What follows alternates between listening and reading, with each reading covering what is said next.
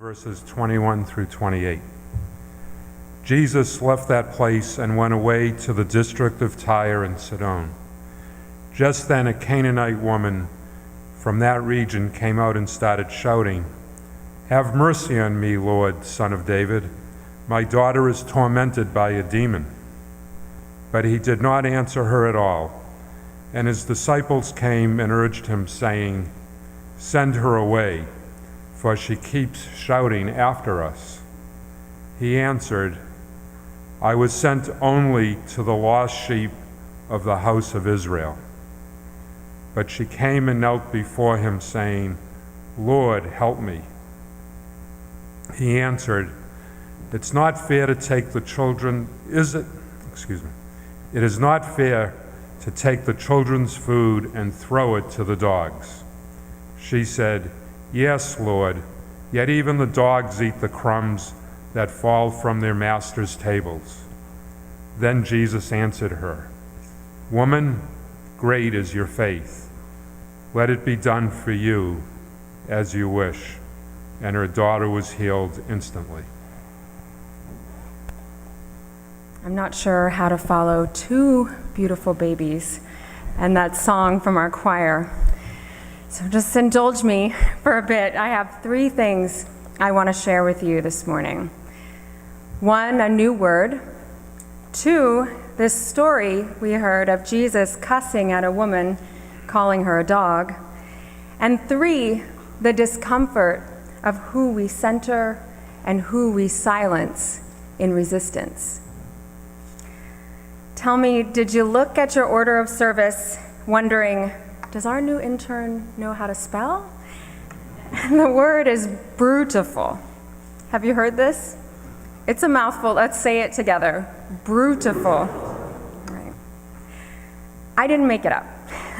Glennon Doyle says, life is brutal, but it's also beautiful. Brutiful, she calls it. Life's brutal and beautiful are woven together so tightly that they can't be separated. In your life, have you experienced a brutiful moment? Maybe more than one. There are brutiful threads in all of our stories. Do you know the story of Jesus and the Canaanite woman? It's confusing and uncomfortable. It's about power and privilege, ordinary, holy encounters, the transformation of bringing our full, vulnerable self into encounter with another. We sing them back to one another to sustain us through celebration and struggle. This worship, our ritual of welcoming babies, this religious community expresses sacred relationship. You invited me into relationship, and now you're stuck in a pew listening to a crazy Bible story about Jesus cussing. Because relationships are not easy. But will you take a leap with me, accompany me to wrestle with this story and unpack some of the brutal tensions of resistance and hope? Could we call the Bible brutiful? I love the Bible, but it hasn't always been that way. And I wonder if maybe some of you can identify with that. The Bible doesn't agree with itself. So how could we agree with it, right? And maybe some of us have witnessed someone using the Bible to hurt other people. And so it might seem easier to just toss the whole thing out. And stories in the Bible are sacred stories. They're one pane of one window of the greater human story, because all religious traditions have sacred stories. And your stories, the stories that you carry in your heart, those are sacred stories too. So what does Jesus cussing offer up as we talk in our worship theme this month of resistance and hope, of power and privilege, of comfort and discomfort? Here in this story, we have a woman from a marginalized ethnic group whose child is ill. Tormented by a demon, as she said, could have meant suffering from psychosis or epilepsy. We don't know, but a child's mother was desperate. Her pleas gave the disciples a headache. These disciples of Jesus were revolutionaries. They were justice advocates fighting against oppression. And maybe they were having a bad day, or they just got caught off guard. But this woman and her sick child didn't fit the criteria.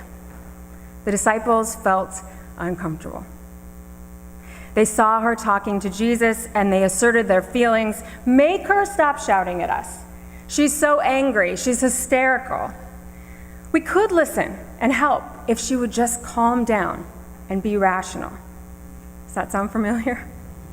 Calm down. Stop being so angry. Express your opinions, sure, but in a way that makes me feel safe. Even revolutionaries miss the mark, silencing voices of our most vulnerable. Where are you and I in this story? Who would we be? Can you locate yourself in the scene? The characters are the Canaanite woman and her daughter, Jesus and the disciples. If you could choose only one, which character would you play? Are you Jesus, healer and freedom fighter for the oppressed, who needs 2 quiet minutes to stop and lean against the well? Do you have to keep your focus on the big picture, even if it means ignoring someone's needs? Have we ever felt this way? Are you the daughter, sick too long to remember feeling well, wanting your mom close to feed you soup and rub your back, but she keeps running off? Are you a disciple, feeling unsafe and uncomfortable, fed up with loud, angry people? Are you the Canaanite woman, frightened, exhausted, pounding doors to advocate for your child, trying and failing to access medical care that they need, and desperate for a miracle? Thinking about your life, can you recall a time when you felt like one of them? I wonder, might we at some point identify with all of them? Because life, after all, as Doyle says, is brutiful. But where does this relate to resistance and practicing hope? We resist many things. We resist isolation, choosing to come here and be present in community. People we know might feel hopeless, but we resist it. In these times, we practice hope, dedicating babies to our faith tradition, where we may define truth differently, but we seek it together in relationship. So have you seen this hashtag resist on social media? Okay.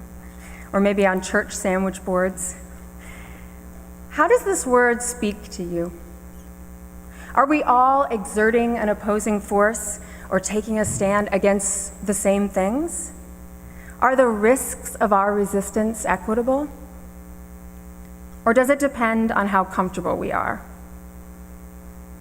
See, resistance might mean staying alive day after day inside a system relentlessly trying to destroy you.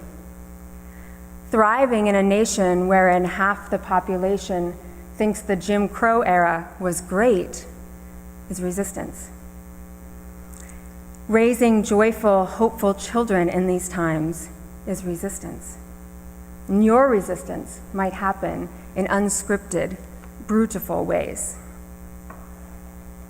Resistance is uncomfortable.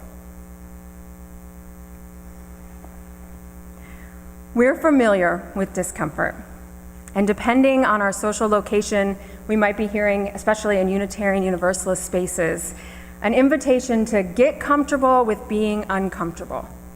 Have any of you heard this? Yeah. But how do we distinguish comfort that expands and transforms us from comfort that diminishes and contracts us? How many of you, upon entering a room, have already identified all the exits? Anybody? I'll say, those are my people. But that's not expansive and transformational discomfort, is it? Those are survival skills. The fire alarm goes off and I'm following you. But resistance and the practice of hope calls us to embrace a different sort of discomfort. Expansive, transformational, brutiful discomfort. Instead of planning escape routes, transformational and expansive discomfort takes the focus off of me and my survival techniques. Transformational discomfort moves my experiences out of the center, and it invites me to look through a new lens. And just like those first few hours of a new optical prescription, my eyes might feel sore, because brutiful discomfort takes getting used to. And resistance doesn't happen on a schedule. We get invited to resist or exert that opposing force or take a stand when it's least convenient. Perhaps you go down to draw water from the well and you find a holy person standing before you. Have we had some of these unexpected, pivotal moments in our own lives? The Canaanite woman didn't know she would come face to face with Jesus that day. She had looked everywhere for help, doors closed in her face, and yet she still knew that she and her daughter were worthy.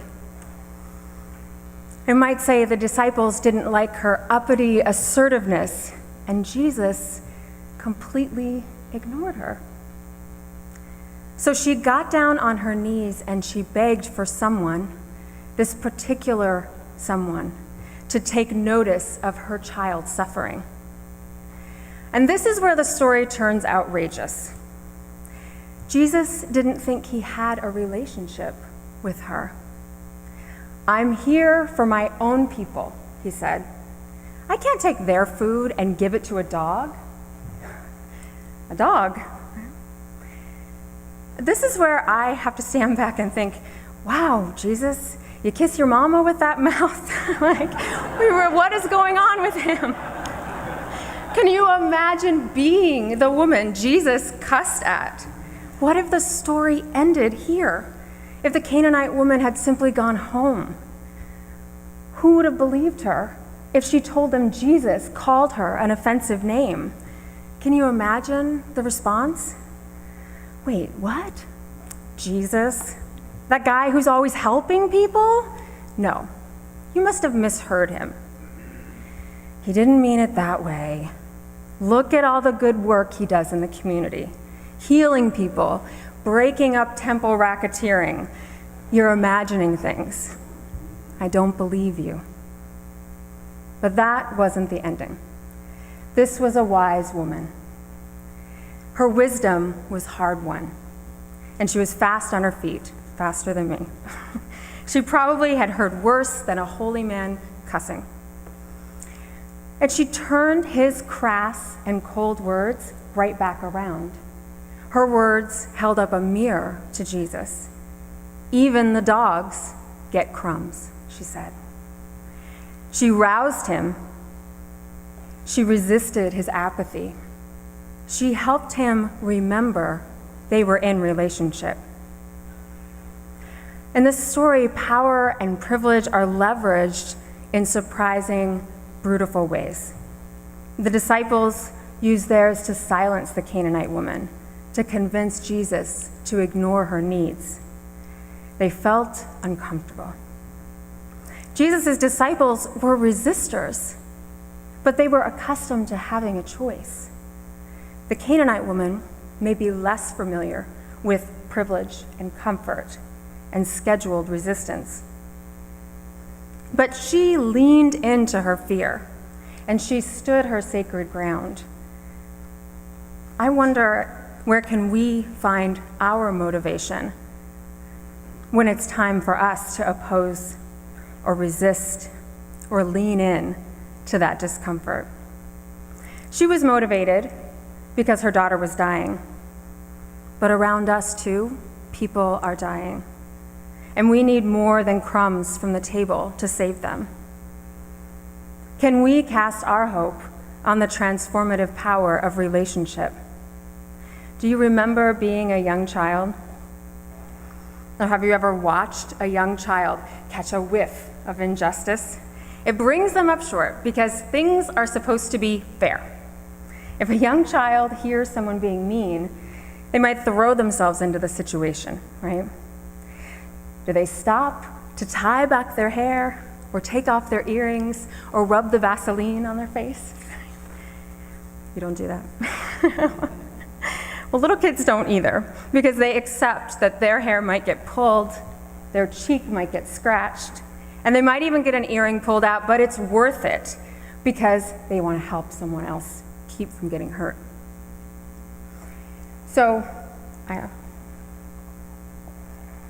I'm not advocating physical violence, but I want us to realize that our own safety and comfort in this world often come at the expense of someone else's.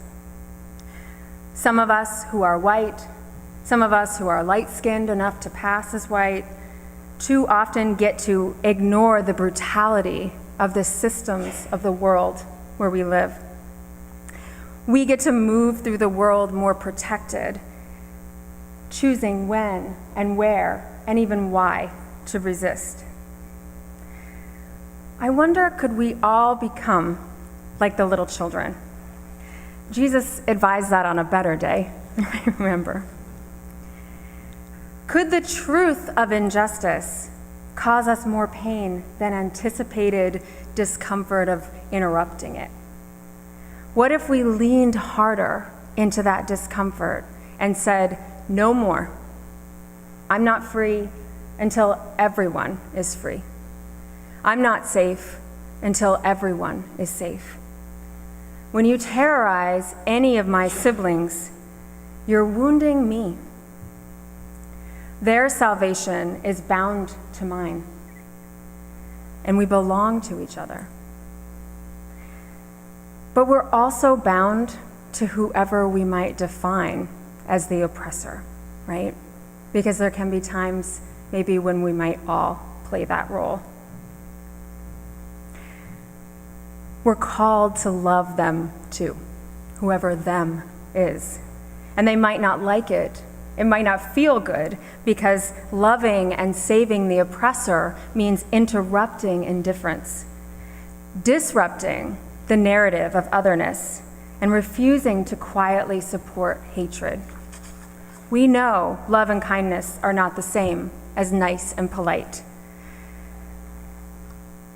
So we show up and we're open to the transformation of relationship, even in these difficult, unexpected invitations, like we heard today in our story. We resist indifference and apathy with the fullness of everything we are in the world. As liberal religious people, we are prepared for discomfort. We value pluralism and the democratic process. We bring different experiences, ethnicities, beliefs, all of these things to bear on the covenants we make to each other and the ways that we embody our religious principles. We look for who's missing from the table, and we listen for the voices that are being silenced.